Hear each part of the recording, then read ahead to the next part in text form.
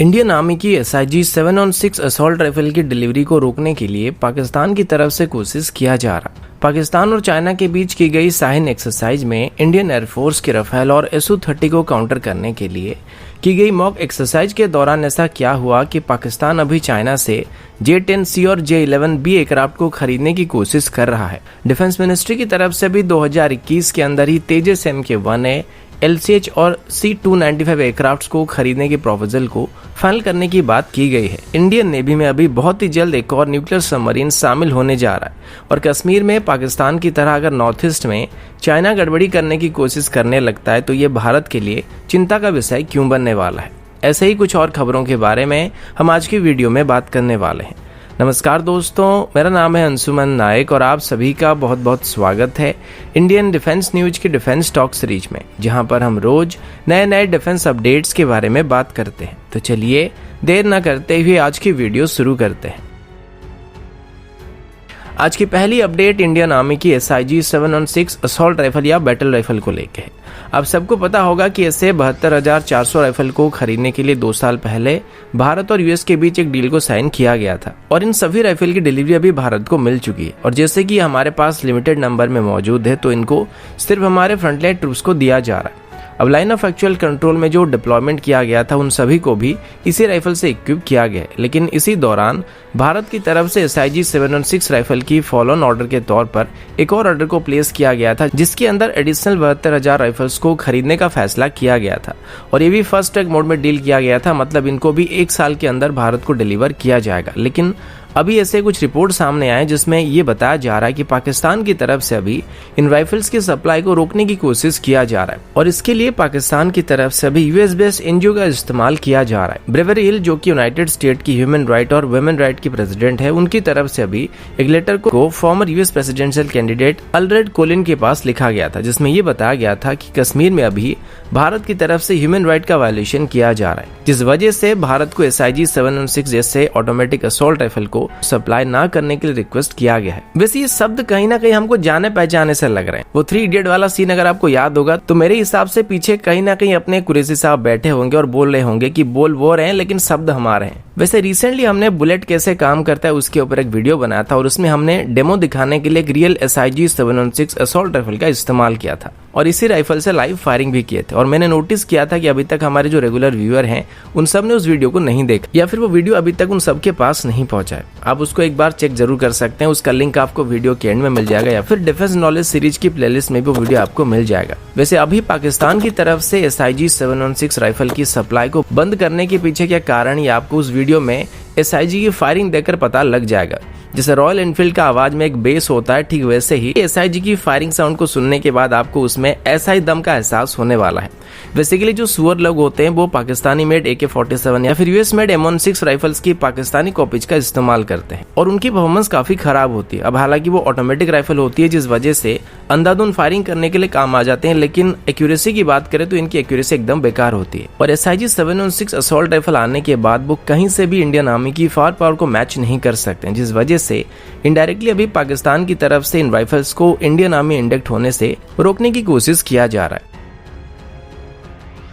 अगला update Pakistan, China और भारत को लेके है। रिसेंटली आप सभी को पता होगा कि पाकिस्तान और चाइना के बीच कुछ दिन पहले ही एक एक्सरसाइज को कंडक्ट किया गया था जिसका नाम शाहीन 9 था और इसको पाकिस्तान और चाइना की तरफ से इंडियन बॉर्डर के काफी करीब अरेंज किया गया था। अब रिसेंटली ग्लोबल टाइम की तरफ से बताया गया कि 7 दिसंबर को पाकिस्तान और चाइना के बीच की गई एक्सरसाइज के दौरान पाकिस्तानी एयरफोर्स की कैपेबिलिटीज को चेक करने के लिए और इंडियन एयरफोर्स को काउंटर करने के लिए इसमें चाइनीज मेड J-10 एयरक्राफ्ट और J-11 एयरक्राफ्ट को इंडियन एयरफोर्स की राफेल और SU-30 के तौर पर रखकर मॉक एक्सरसाइज को अरेंज किया गया था। चाइना के मुताबिक J-10 और J-11 इंडियन एयरफोर्स के राफेल और SU-30 की मॉक एक्सरसाइज को करने के लिए काफी आसानी होती है क्योंकि ये काफी हद तक सिमिलर एयरक्राफ्ट है। चाइनीज एक्सपर्ट फू क्विंगसाओ के मुताबिक J-10C एरोडायनामिक स्ट्रक्चर के हिसाब से, कैरेक्टरिस्टिक के हिसाब से, वेपन सिस्टम के हिसाब से और ओवरऑल कॉम्बैट कैपेबिलिटी में इंडियन एयरफोर्स के राफेल के स्टैंडर्ड का एयरक्राफ्ट है। और J11B की बात करें तो ये दिखने में इंडियन एयरफोर्स की Su-30 जैसा दिखता तो है, लेकिन उसके मुकाबले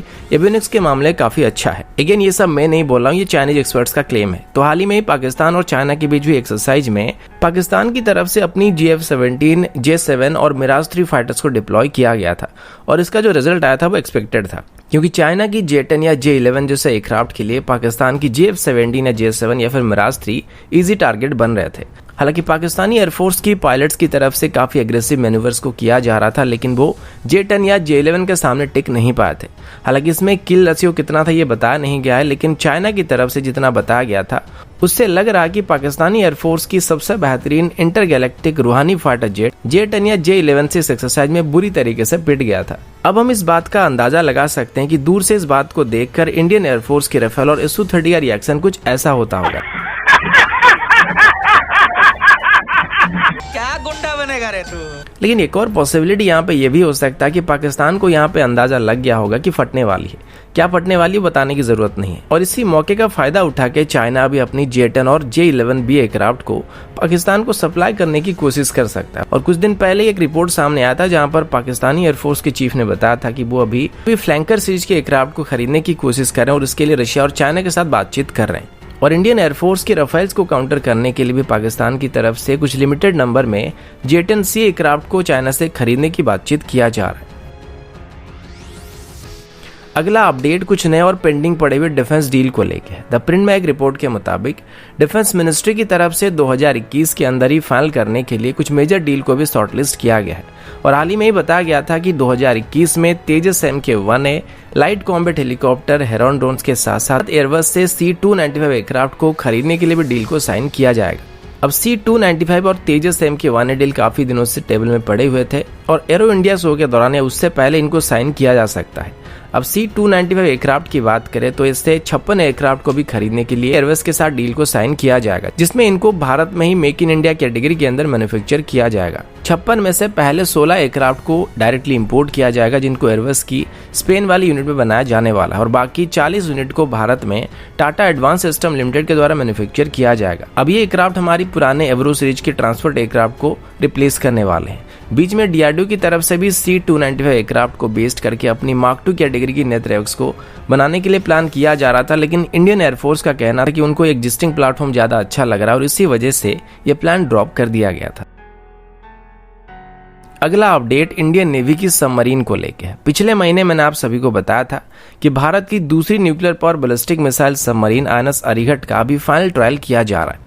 इसी को लेकर अभी एक और खबर सामने आई है, जिसके मुताबिक अभी इंडियन नेवी में 2021 की शुरुआत में इसको फुल्ली ऑपरेशनल करने का प्लान किया गया है और जल्दी से इसको नेवी में कमीशन किया जाने वाला है। अभी यह रिपोर्ट के मुताबिक हाल ही में ही जो सी ट्रायल किया जा रहा था उसका रिजल्ट अभी काफी अच्छा पाया गया था और इसी वजह से अभी जल्दी से जल्दी नेवी में इसको शामिल करने की प्रक्रिया को शुरू किया गया है। INS अरिहंत हमारा दूसरा nuclear power ballistic missile submarine होने वाली है और इसमें अभी K-15 सीरीज की मिसाइल को तैनात करने का फैसला किया गया, जिनकी रेंज लगभग 750 किलोमीटर तक होने वाली है। पहले लगता था कि इसमें K-4 सीरीज की मिसाइल को तैनात किया जाएगा, लेकिन फिलहाल इसमें अभी K-15 मिसाइल को तैनात किया जाएगा। पहले इसको लेकर एक और खबर भी सामने आई थी, जिसमें यह बताया गया था कि INS अरिहंत के मुकाबले 1000 टन ज्यादा डिस्प्लेसमेंट वाला सबमरीन होने वाला था और इसका डिस्प्लेसमेंट लगभग 7000 टन के आसपास होने वाला था। लेकिन अभी पता लग चुका है कि INS अरिहंत और INS अरिहंत में डायमेंशन के मामले में कोई डिफरेंस नहीं है। लेकिन इसके बाद जो दो सबमरीन यहाँ पर बनाए जा रहे हैं, यानी कि S4 और S4 स्टार क्लास की सबमरीन,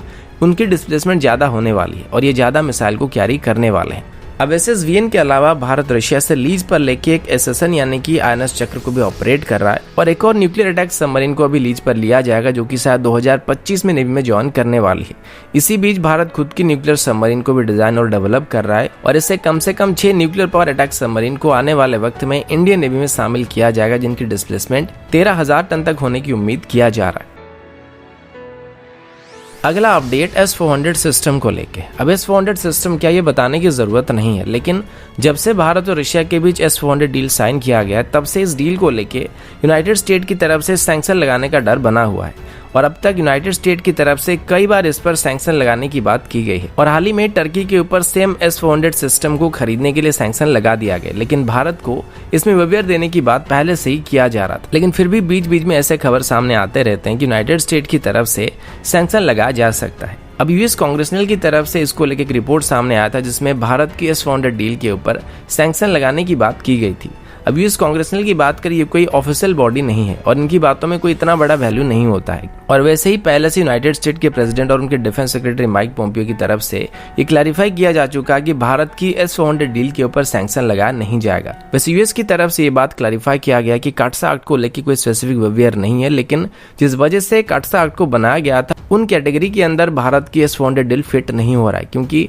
भारत की S-400 डील खरीदने से यूनाइटेड स्टेट को कोई भी खतरा नहीं है। अब आप सोचेंगे कि टर्की के S-400 खरीदने से भला यूनाइटेड स्टेट को क्या खतरा हो सकता है, क्योंकि टर्की तो नेटो कंट्री है, लेकिन S-400 सिस्टम के साथ टर्की F-35 को ऑपरेट करना चाहता था और अभी भी टर्की के अंदर F-35 के पार्ट्स को मैन्युफैक्चर किया जाता है और यूनाइटेड स्टेट नहीं चाहता था कि कभी भी S-400 सिस्टम F-35 की सिग्नेचर को कैप्चर करे और इसी वजह से वो टर्की की S-400 सिस्टम की डील के ऊपर सैंक्शन लगा रहे हैं। और दूसरी तरफ से चाइना एशिया में यूनाइटेड स्टेट का सबसे बड़ा दुश्मन है और उसे काउंटर करने के लिए भारत की S-400 सिस्टम काफी जरूरत है और ये बात यूनाइटेड स्टेट को भी अच्छी तरीके से पता है, जिस वजह से वो सब कुछ जानकर भी अभी तक S-400 डील के ऊपर सैंक्शन नहीं लगा रहे हैं। और अगर एक बार को सैंक्शन लगा भी दिया जाता है तब भी भारत और रशिया के बीच पहले से ही अल्टरनेट पेमेंट मेथड को यहाँ पे एस्टेब्लिश किया जा चुका है, जिसमें हम सीधे रुपये से रिबल में पेमेंट कर सकते हैं।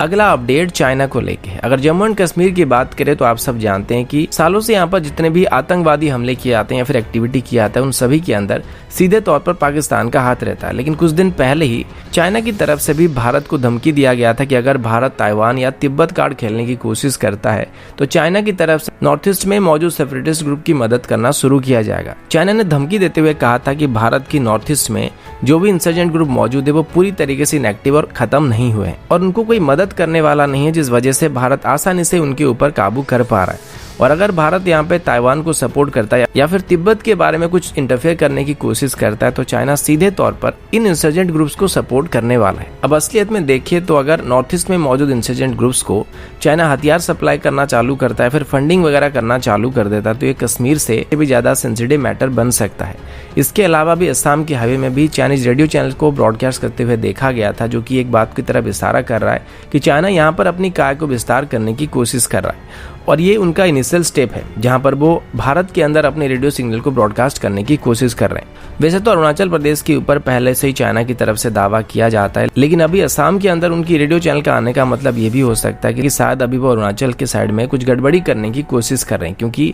अभी लद्दाख में वो आगे नहीं आ सकते। ये बात उनको अच्छी तरीके से पता लग चुका है और इसी वजह से शायद वो अभी इस साइड में एक दूसरा मोर्चा खोलने की तैयारी कर रहे हैं और आमने सामने की लड़ाई के बदले पाकिस्तान की तरह भी प्रॉक्सी वॉर खेलने की कोशिश कर रहे हैं। तो दोस्तों अभी के लिए इतना ही, मिलता हूं आपसे अगले वीडियो में, तब तक के लिए जय हिंद, वंदे मातरम।